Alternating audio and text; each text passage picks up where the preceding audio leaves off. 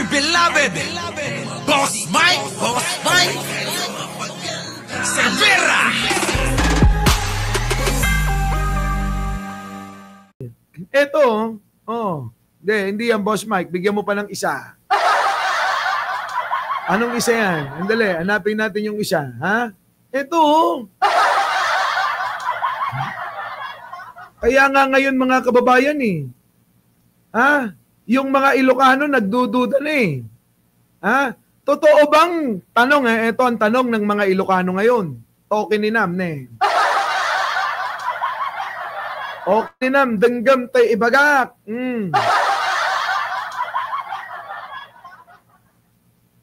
Tanong ng mga Ilocano ngayon, kung totoo ba talagang kapatid mo si Manong Bongbong? Yan ang tanong. Totoo ba na kapatid mo talaga si Manong Bongbong? O mas totoo yung chismis noon? Tama? Yan na ngayon ang tanong. Totoo ba na kapatid mo si Manong Bongbong o mas totoo yung chismis noon? Yan, kayo sumagot. Ano sa palagay nyo? Totoo bang magkapatid sila? O mas totoo yung chismis noon? Diba? Kayo. Laila Collins, ba't kulay green yan? Dapat pula. Pula tayo! Pula! Bawiin mo na lang yan, palitan mo ng pula. Bawiin mo na lang. Tapos singilin mo sa akin pag nagkita tayo. Tutubuan ko. Ayoko ng berde ngayon. Pwede ba? Ayoko makakita. Ayoko nakakakita ng berde ngayon. Pwede ba? Oh, ikaw rin. Ito naman si Chanel Paris Ayoko nakakakita ng kulay berde ha. Pula, gusto ko pula. Yan, yung ganito, ganito na lang sana i-comment mo. Yung may mga pulang ganyan, yan, yung mga pulang ganito. Oo, allergic ako ngayon sa berde.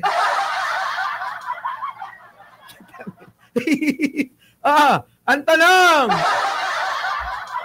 Ngayon, soli ko talaga yan. Ang tanong. Leonora Brown, ang tanong. Ang mga Ilocano ngayon okay lang dilaw. Tamura. Ang tanong ng mga Ilocano ngayon, kininam ka pinapaabot ko lang Pinapaabot ko lang kay Manang Aimee. Ako'y gusto lang idaan sa akin yung gusto nilang sabihin. Yung mga Ilocano Manang Aimee gustong ipadaan sa akin. Yung mga hindi nga nagchat-chat sa akin, nagchat Pakisabi daw. Pakisabi daw. Sa'yo daw, sabihin. Kininam ka kininam ka bahala na kayo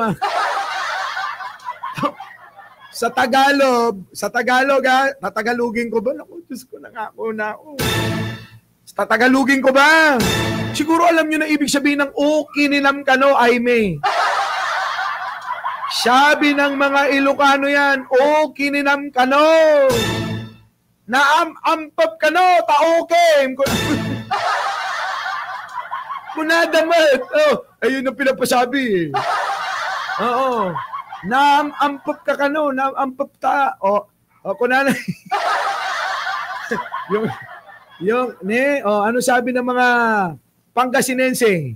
Baoninam kuno. Baom yamaam-ampat kuno. Di ba maam-ampap kunoy baom. Sikaton, baoninam kuno. Grabe. Magagantil ka kuno. Maaalimbong kay Bigunyo. Di ba mga kaputang ang daming nagchat-chat ng mga Ilocano, taga Ilocos Norte, taga Ilocos Sur, taga La Union, taga Baguio, taga Pangasinan, taga Tarlac, yung mga kamag-anak namin dyan sa Mongkada. Galit na galit sa iyo, gumaramping at kakanaw. Sabi ng mga Pangasinense, manjaltong.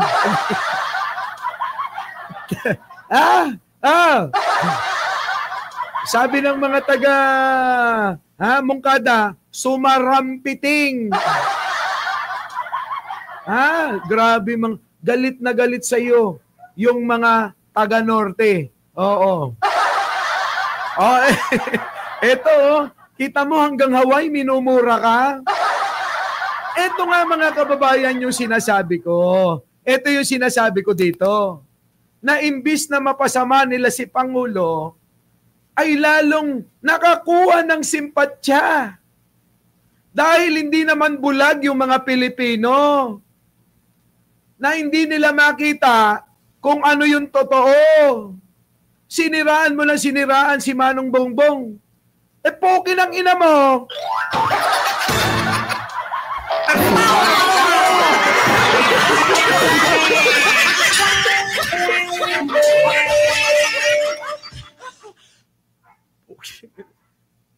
Hindi mo nga nagawa yung nagawa ni Manong Bongbong. Nagawa mo ba yon? Isinakripisyo ni Manong Bongbong na dapat ikaw gumawa nun. Kung totoong adik pala yun, mahina sana kidney nun. Pero bakit? Yung kidney ni Manong Bongbong ang binigay sa ama mo. Ama mo ba talaga? O hindi nag-match yung kidney mo sa kanya? Inang ina mo.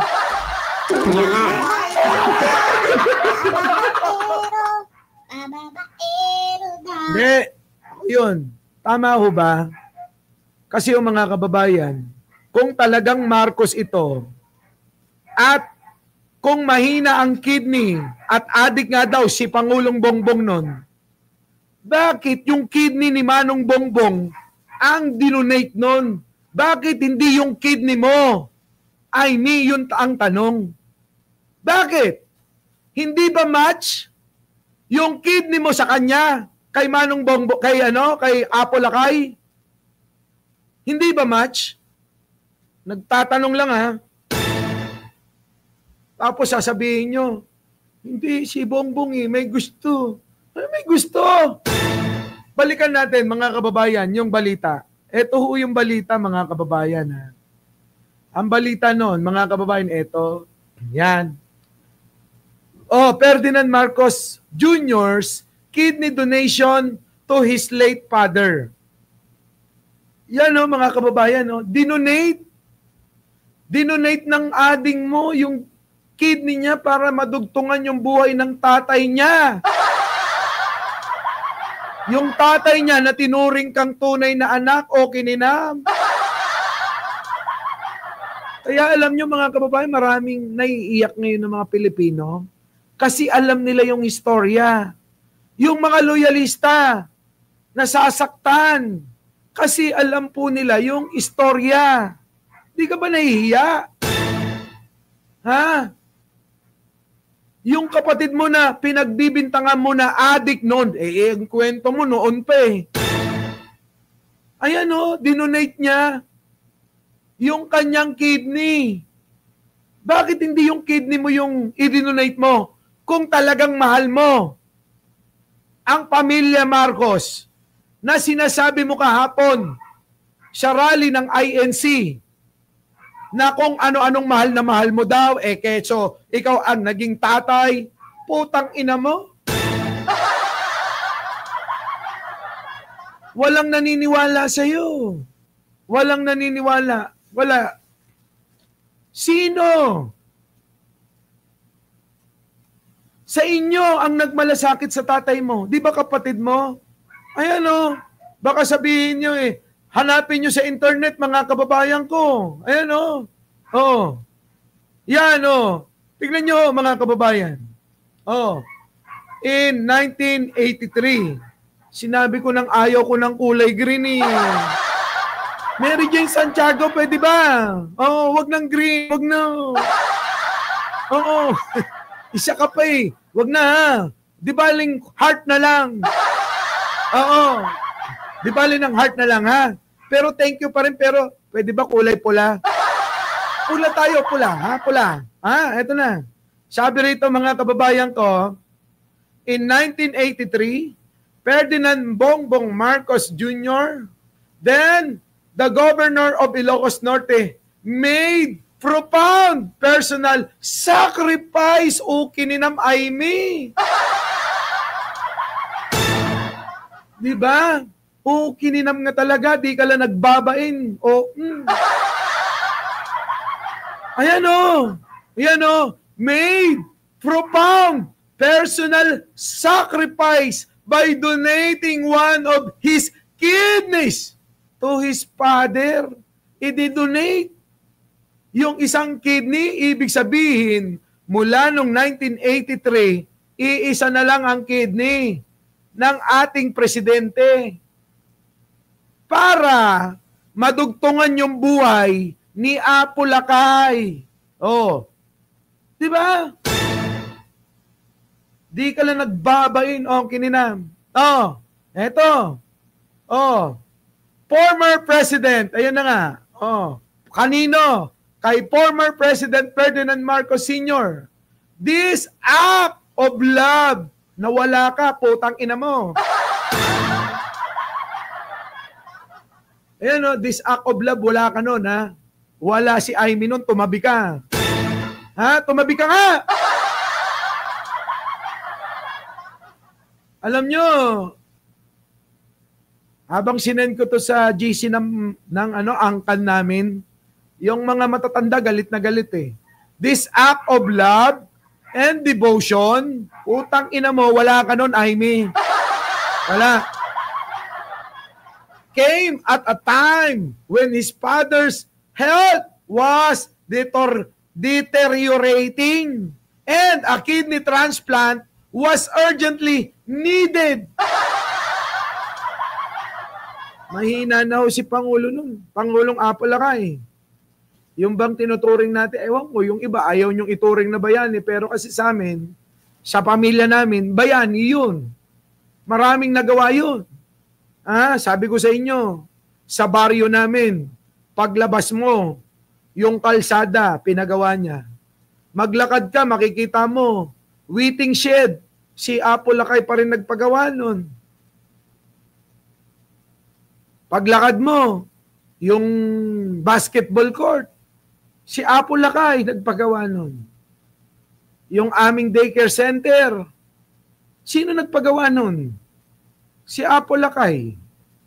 Yung mga lupa na sinasaka ng mga magsasaka doon, sino nagbigay nun?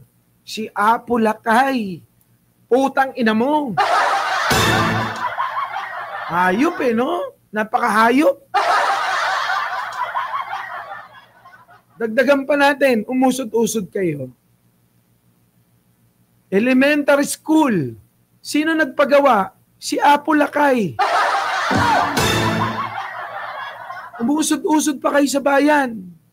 Mababang, mataas na paaralan. National High School. Sino nagpagawa nun? Si Apo Lakay. PSU. State University. Sino nagpagawa nun? Si Apo Lakay. Tapos sasabihin nyo, galit kami kay Marcos Sr. Putang ina nyo.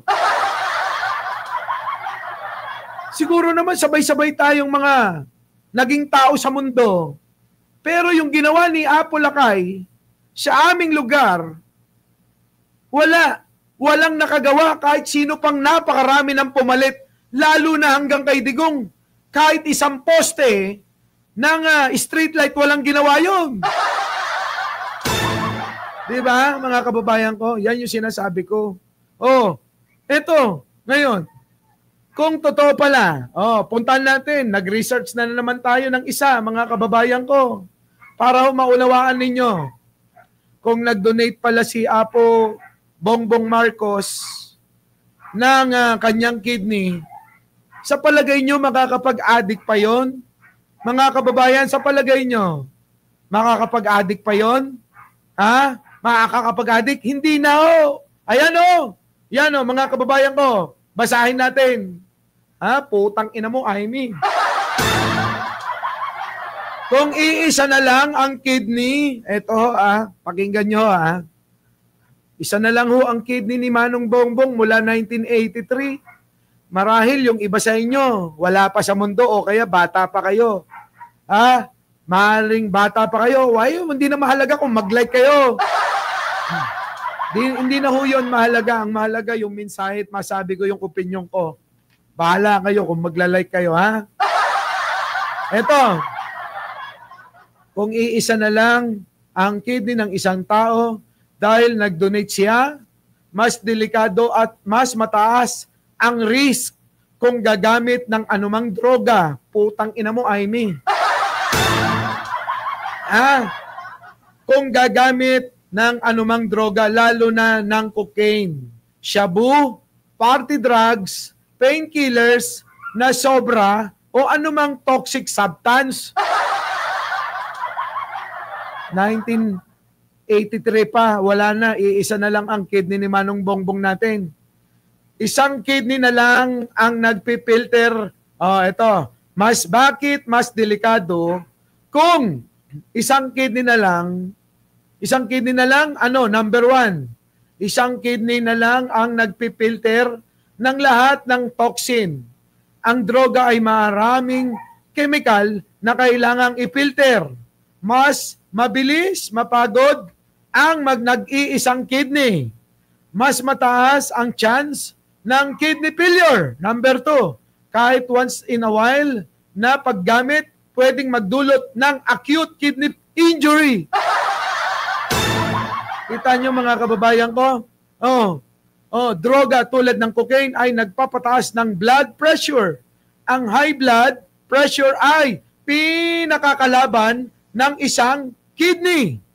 Pwede itong magdulot ng permanenteng damage. Mas mabagal ang recovery ng katawan. Wala nang backup na kidney. Diba? Dahil wala nang backup na kidney. Nakuha nyo mga kababayan ko, kung kayo'y maniniwala sa isang inggit, pangit. Totoo naman Totoo naman pangit si Amy Kung hindi nagpa-renovate ng... Ilang beses ka na nagpapa-renovate ng mukha mo? Alam nyo ba kung ilang beses na ako nagpapa-renovate ng mukha yan? Aminin nyo, pangit talaga si Amy noon pa. Diba? Kung hindi pa namin alam na nagkaroon ka lang ng boyfriend dahil tinakot mo dahil presidente si Apo Lakay alam nyo yun. Alam nyo. Kaya nagkaka-boyfriend niya si Amy kasi tinatakot niya dahil presidente si Apo Lakay nun. Kita mo, ginamit mo pa. Hindi ka magkaka-boyfriend nun kung hindi dahil kay Apo Lakay. Tapos, pinasasakitan mo. Ang kapal talaga ng baba mo. May tumatawag Hello? Apo? Apo? Sige. Balikan kita after na meeting ko.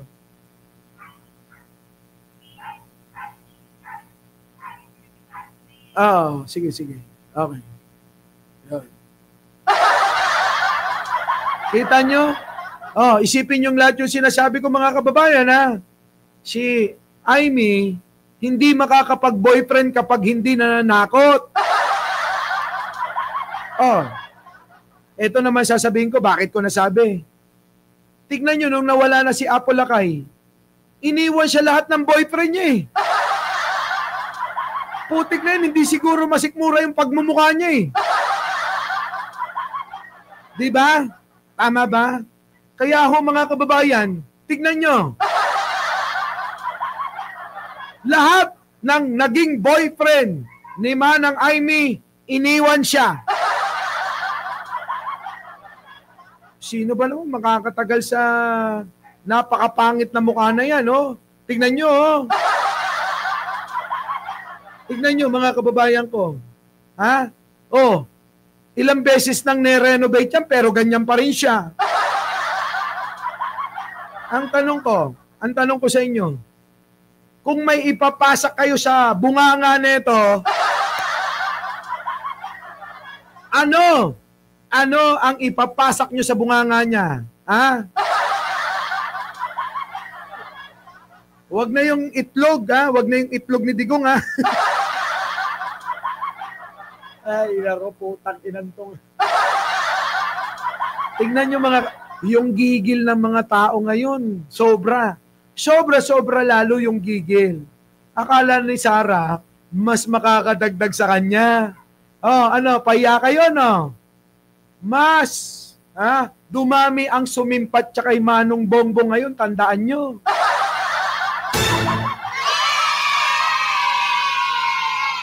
Diba? Mas dumami, oh. Tingnan nyo yung mukha nito, oh. Ilang renovate ba yan? Ha? Hindi lang, taon-taon nagpaparenovate to, eh. Baka mga kababayan, ang renovate na nito, buwan-buwan. Ha? Manang Aimee? Ha? Saan galing yung pinampabotox mo? Ha? Ngayon mga kababayan ko, si Larry Gadon, abay naghihimutok, mga kababayan ko. At mayroon ibobulgar. Yung bagman mo, Aimee, pati yung bagman mo, nakasama mo, nagalit sa'yo.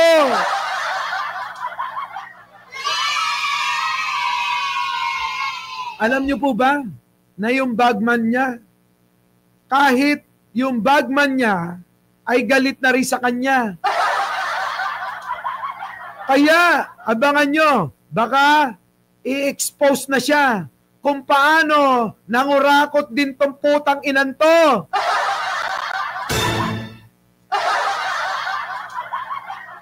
Ayan, mga kababayan. Oo. Kaya pala, gustong-gusto kakampi sila Sara kasi pare-parehas pala silang magnanakaw. Sabi ko noon mga kababayan, wala namang Marcos na magnanakaw kasi mayayaman na yan. Napag-isip-isip ko, baka totoo naman yung chismis, hindi pala to Marcos. Kaya pala, gustong-gusto, kay Digong neto, kasi parehas niyang magnanakaw, ano? Our beloved Boss Mike Severa.